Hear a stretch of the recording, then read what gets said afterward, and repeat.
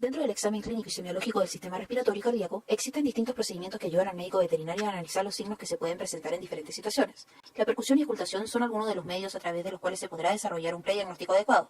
El área de auscultación y percusión del sistema respiratorio comprende el espacio que se forma por una línea dorsal que es paralela a la columna, una línea craneal formada por el borde caudal de la escápula, una línea ventral sobre las uniones condrocostales y una línea formada por una diagonal desde el 12º espacio intercostal a la altura del ilion, 11º espacio intercostal a la altura del isquion, 8º espacio intercostal a la altura del encuentro escapumeral y 6º espacio intercostal a la altura de las uniones condrocostales. La percusión es dígito-digital. Consiste en apoyar todo el dedo medio en el espacio intercostal, percutiendo con el dedo medio de la otra mano, emitiendo un sonido el cual se puede clasificar como normal, conocido como claro pulmonar, y anormales, los que pueden ser timpánico, que indica presencia de aire en el espacio pleural llamado neumotórax, y submate, lo que indicaría la presencia de masas, quistes, abscesos o de efusiones en el espacio pleural, que pueden ser por acumulación de sangre, llamado hemotórax, acumulación de linfa, llamado quilotórax, acumulación de líquido, llamado hidrotórax, o la acumulación de pus, llamado piotórax.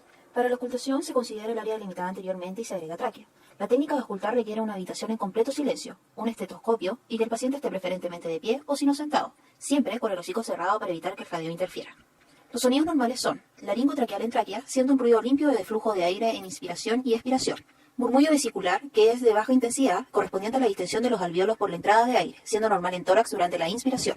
Mientras que los sonidos anormales son estridor en tráquea por obstrucción del lumen, duración del murmullo vesicular en expiración, lo que podría ser indicador de efisema, estertor seco, cuales pueden ser rocus en grandes bronquios o sibilantes en pequeños bronquios. Estertor húmedo, el cual es un sonido turbulento cuando hay secreciones, escuchándose en inspiración y expiración. Crépitos que son de origen alveolar cuando existen secreciones, siendo ruidos discontinuos, encontrando crépitos finos al final de la inspiración por neumonía o edema temprano, gruesos en toda la inspiración y expiración por neumonía, o medianos al inicio de inspiración por bronquitis crónica. Y por último, roce pleural, durante toda la inspiración y expiración, por pleuritis o derrames pleurales. Para evaluar el corazón mediante auscultación, se debe ubicar con la mano el punto de mayor intensidad del impulso precordial, el cual se encuentra entre el cuarto y quinto espacio intercostal izquierdo a nivel de la unión condrocostal, donde se auscultará la zona de apex izquierdo. La válvula mitral se ausculta en el apex izquierdo, a la altura del quinto espacio intercostal izquierdo sobre el esternón. La sigmoidea aórtica se ausculta en la base izquierda, a la altura del cuarto espacio intercostal izquierdo sobre la unión condrocostal. La sigmoidea pulmonar se ausculta en la base izquierda, a la altura del tercer espacio intercostal izquierdo sobre el esternón. Y la válvula tricúspide se ausculta en la base derecha, a la altura del cuarto espacio intercostal derecho sobre la unión condrocostal. Los sonidos cardíacos normales son el S1, formado por el cierre de las válvulas atrioventriculares en sístole, el cual es más intenso en apex izquierdo, y el S2, formado por el cierre de las sigmoides aórtica y pulmonar en el inicio de diástole, siendo más intenso en la base izquierda. Se debe tomar en cuenta que el desdoblamiento del S2 es normal en perros y gatos.